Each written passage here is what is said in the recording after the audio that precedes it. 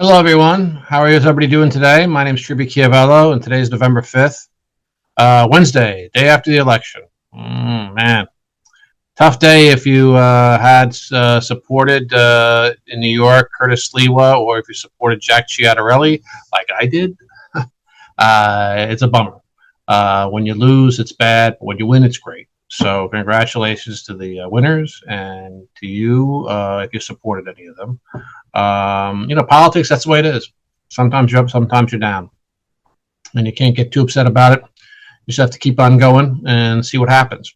And what happens here is these videos, please like and subscribe to my channel. And we'll have more videos like this in the future. Yesterday was a tough day, of course. You had Virginia. The Democrats won there. And we're going to talk today really about New Jersey and New York because primo, we endorsed Jack Ciattarelli, the Republican, and across the river in New York, we endorsed Curtis Sliwa, and both of them lost. So can I pick them or what? But anyway, we'll take a look at why they lost and just some analysis of what's going on, and I hope you find it interesting. Thank you very much for watching, and I'm hoping that the analysis here will provide some insight as to what's going on and what happened. New Jersey is my home state, and I thought Jack Ciattarelli was the right person for the job. I thought he had, the taxes in that state are just outrageous, and it's just a small state. You shouldn't have to tax the citizens that high. People have been complaining also about the high cost of utilities because of a number of things they're doing. On the Italian-American side for us, for Columbus Day and saving Christopher Columbus, the current governor there, Phil Murphy, said, he doesn't care if you tear down all the monuments and if you get rid of Columbus Day. So we needed somebody there that would protect our Italian-American traditions and heritage, protect Columbus Day. A lot of Italian-Americans are independent business owners, small business owners mostly. They work in the trades, of course. And for that, you need safe streets, functioning government, and a minimizing of the regulations. And that was Jack Ciattarelli was going to do that. He was running against Mickey Sherrill. Mickey Sherrill, I thought she ran a poor campaign compared to Mr. Ciattarelli. I thought Jack Ciattarelli was all over the place. He ran an old-fashioned campaign. And Mickey Sherrill, Congresswoman, Navy veteran, lawyer, prosecutor. She's certainly well qualified to be the governor. And she insinuated that Mr. Jack Ciattarelli, because he's a good dresser, he must be hooked up with the mafia again. She went in that direction a little bit, and then she criticized a Muslim man who was speaking for Jack Ciattarelli, and he was against gay marriage, like a lot of Muslims are, and she criticized him. So it just seemed like a campaign that she was running, I thought, was going to attack the ethnicities and the race of people that were going against her. But that didn't really matter in the end because she won handedly. She won 56% of the vote. Wow. She won 1,792,760 votes yesterday on election day. And then Jack Ciattarelli, he did better than he did 4 years ago, but he did 1,378,391 votes. So he only got 43%. So it's 56% for Mickey Sherrill to 43% to Jack Ciattarelli. That's a blowout, folks. That's a huge win. And why is that? Well, it wasn't so much messaging, and it wasn't so much the name recognition and the popularity of Mickey Sherrill or even Jack Ciattarelli for that matter. I think they're both equal in that respect. It really was just turnout. Turnout. And, Election Day is a holiday, a state holiday in New Jersey. It was signed into law in 2021 by Phil Murphy, by the governor. So that means all state workers get the day off. They can wake up late. They can enjoy a nice breakfast, cup of coffee maybe or whatever, maybe talk with some friends, family, and then they can just stroll down to the local voting station and vote Democrat. That would be surprising if you had state employees who were not Democrat. And so, she's going to get those votes. And the local school districts, they had the option if they wanted to close the schools for the day and allow the teachers to vote. Well, a lot of counties did that.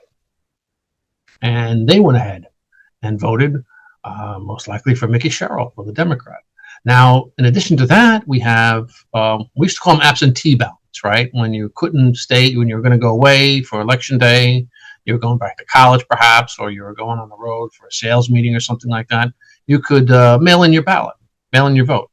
Well, now it's all mail-in ballots, of course. It's 2020 with COVID-19, and New Jersey has just embraced this. So that gives the Democrats a tremendous advantage. Early voting is always good. Reports are that Hudson County probably had one of their best ever mail-in ballot harvests. I mean, mail-in ballot accumulations. That's how many people were just into it.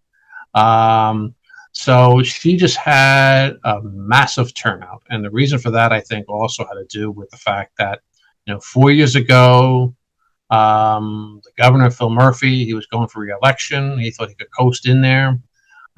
Jack Ciattarelli, probably, he didn't really pay much attention to him. He didn't think it was going to be that much competition. And Ciattarelli almost beat him. Ciattarelli almost beat him. It was 51% last year, 51% in 2021 for Murphy, and 48% for Jack Ciattarelli. And if you look at that, you can see that Phil Murphy had 1,339,471 votes. Jack Ciattarelli had 1,255,185 votes. So Ciattarelli probably thought he needed to do better than that, and he did. He got 1.3 million, right? But what he didn't know what was going on was that there was this massive turnout that was happening, and Mickey Sherrill was able to generate nearly 400,000 more votes than Phil Murphy did. Now, people are saying that, and here's some of the editorials in the newspapers and such saying that New Jersey is now a blue state, blue as the ocean. Well, that's not really true, because just think about this for a moment. Phil Murphy is the first Democrat since 1981 who has completed 2 terms in office. Governor Phil Murphy is the first Democrat to complete 2 terms.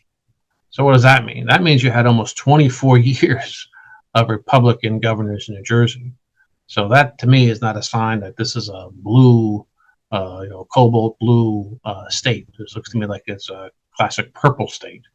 It just had to do with get out the vote and the way the structure is.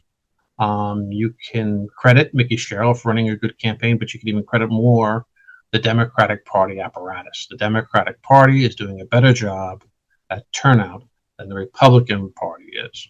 Although the Republican Party does have the disadvantage, there are way less registrants for Republican than there are Democrat. However, there's a huge group in New Jersey, about 2 million, a little more than that are unaffiliated. So you can grab some of those independents. Let me show you a map here real quick. I was able to put together a map of what happened yesterday, compare yesterday, 2025, to 2021 in New Jersey. And you have, you can see here, Jack Ciattarelli did a pretty good job in gaining a lot of counties for him. He was strong in the southern part of the state. He was strong where the shore is in the eastern portion of the state, and then the northwest. He had solid red in some of those places. Again, he did better in 2025 than he did in 2021. It was about a 50% voter turnout in 2025. But look at what happened in 2025. You can see that, Mickey Sherrill flipped a bunch of counties in her direction. Cumberland County, Atlantic County, Gloucester County, and Morris County. Morris County is kind of interesting. That used to be a stronghold for the Republicans. And the fact that it's competitive makes it interesting. But, Hudson County, Essex County, those hard blue, hard Democrat counties, they all came in her direction with a huge voter turnout through absentee ballots, mail-ins, early voting, that also helps.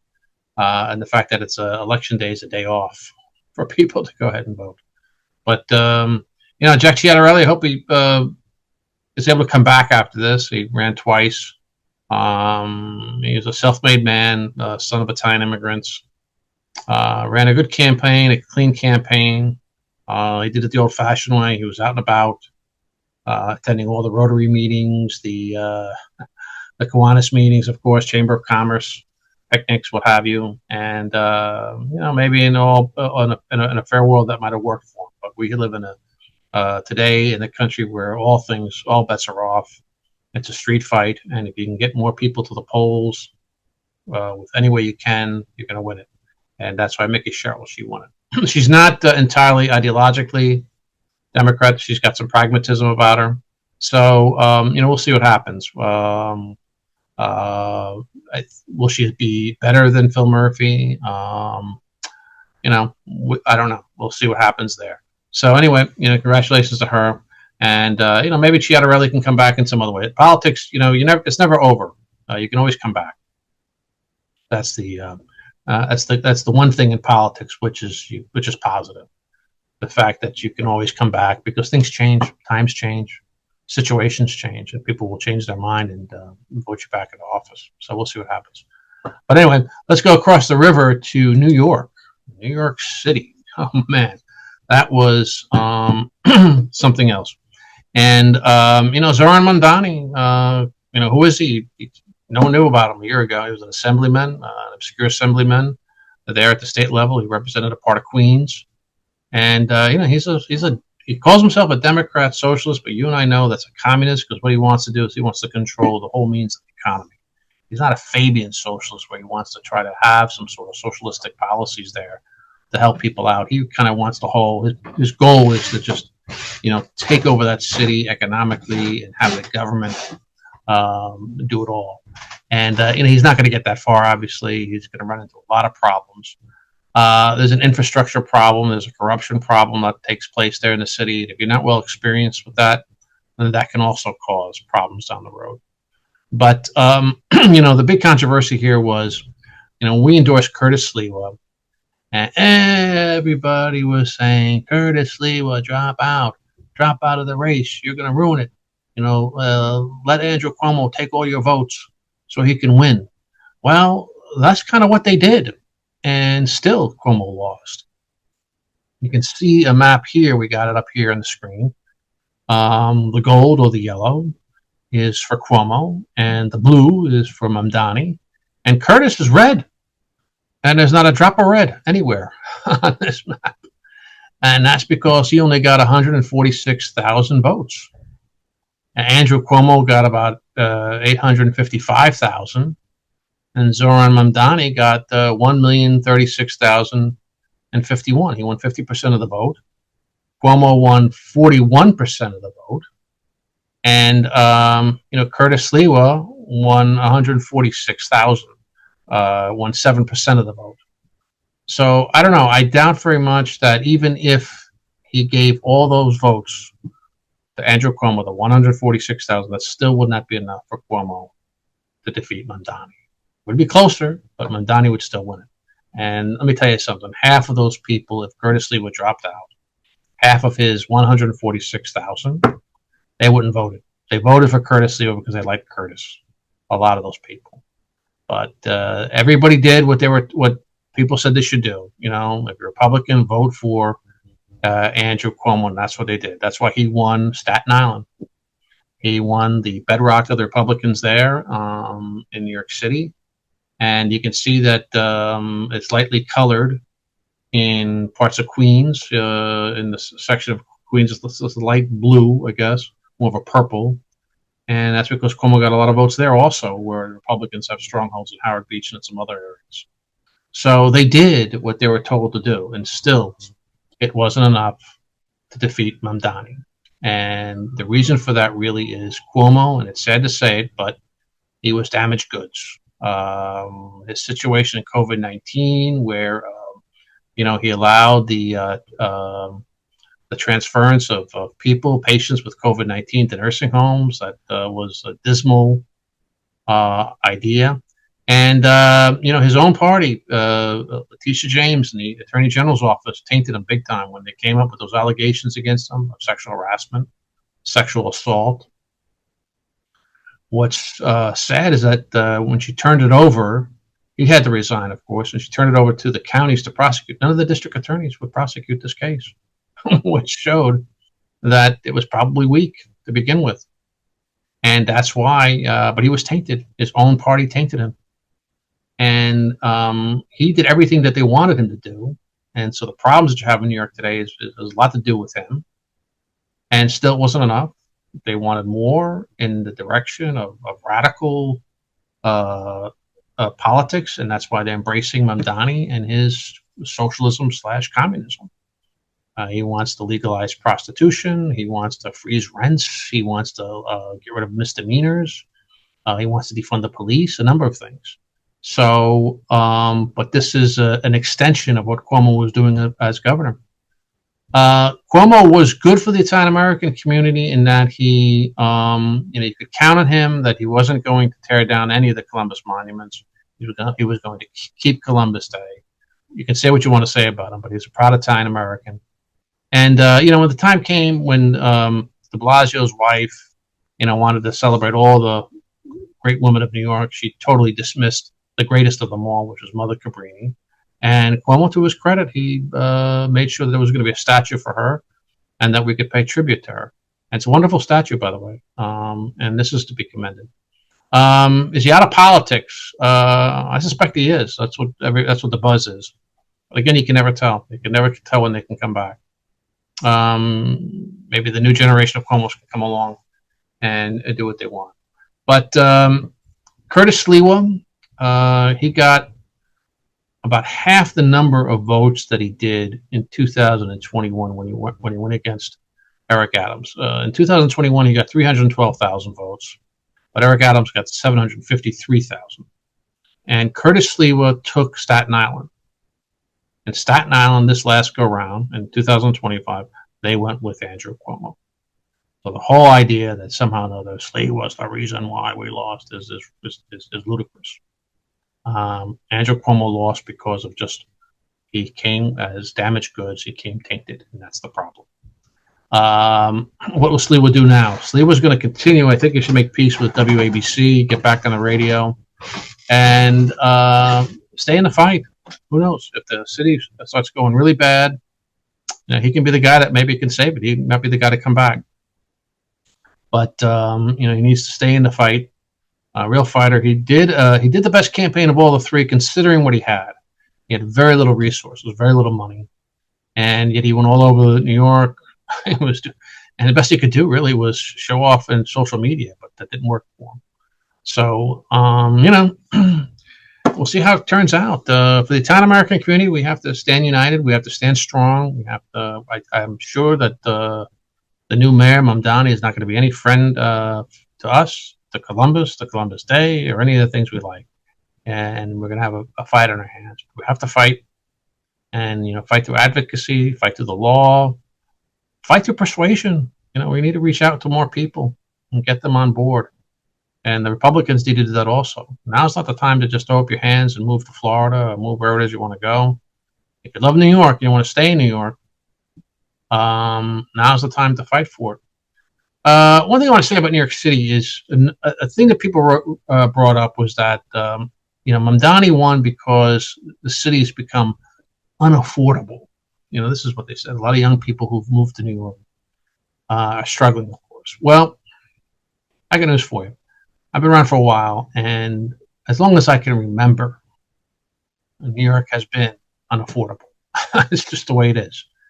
You don't go to New York expecting to work a few years and then buy a house. You might be able to do that in other cities, perhaps in the United States, but not New York. And that's just the way that's always been. I grew up in New Jersey. You'd go to New York City right across the river. You'd pay double for anything. The slice of pizza was going to cost you double than it would otherwise be in New York. And that's just the nature of the city. It's always been a high-priced city, an expensive city. And it's a great city, not because you go there because of the images that we see in television. You don't go there for that purpose, really. The real reason why you go to New York is because you have a passion for something that you want to do with your life that you always thought you could do. And you can go there and you can pursue it. You can be the person you wanted to be. That's why you have so many people that show up there as artists, and you have a sort of inventor class and writers and all kinds of people that are doing things that they always thought they had a calling for. And they can do that because they have the vendors that are there, the shops, the stores that can help them, that can give them the products, and they can find like-minded people. It could be anything. I had a new person who just, was fascinated with Asian culture, and she was able to go to New York. She was able to work for a gallery and sell high-end Chinese goods and Chinese antiques, and she wouldn't be able to do that in most places. That's the kind of city it is. When I go to New York, I'm amazed about how many vinyl record stores there are. So the old albums, and that's a passion you have. If you have real interest in that kind of music that's done on vinyl records, well, you have no shortage of stores to appeal to you. I know a lot of filmmakers who were able to come out of New York because they could get the products they needed to make, short films and other things, and practice and do the things they need to move ahead. But you're not going to get rich doing that. It's going to take a while before you reach that level. They say the average age of people to buy a home in New York is 37. I was surprised it was that low, to be honest with you, because you're not there for that. What you're there for is really to try and excel at what you're meant to do, or what you're meant to be. Reach that pinnacle. People will say to you that you need to do something you like, and therefore you'll make money at it. That's true. But if you don't have the support network, you can't do that. But New York City gives you that support network more than any other city in the world. So that's why you move to New York. So many people move there from different parts of the country, because the city was selling itself through TV shows like Friends and Sex and the City. It was marketed as a young person's city, which was unique because when I was coming along, it wasn't that way. The TV shows that you would watch were gritty detective shows like Kojak and other things. But that's kind of how they sold themselves. And so people come to that city thinking it's going to be like the city that they're coming from, Pittsburgh, Indianapolis, Cincinnati, one of these places, or parts of the Midwest. And it's not that way at all. It's very different, very unique. And that frustrates them. And so therefore they're more apt to vote for somebody like Mamdani, who's going to say he's going to freeze the rent and give you grocery stores and other things. It's not the way of the city. It's a different kind of city than that. So, that's why I think there's a false impression about New York. And that needs to play itself out. A lot of things need to play themselves out. But anyway, if you're happy with the election, great. But if you're not like me, drink up, enjoy, drink your sorrows away tonight, or just, see a nice movie or whatever it is, or watch this video and like it and subscribe to our channel and leave a comment. I'm happy to talk to you. Anyway, thank you very much for tuning in, and all the best to you this week. And, we'll keep strong and keep on keeping on. We'll fight the good fight for the Columbus and for the Italian-American community, no matter who's elected. And that's the way that's going to be. Anyway, thank you very much for tuning in, and all the best. I'll talk to you soon. Thanks.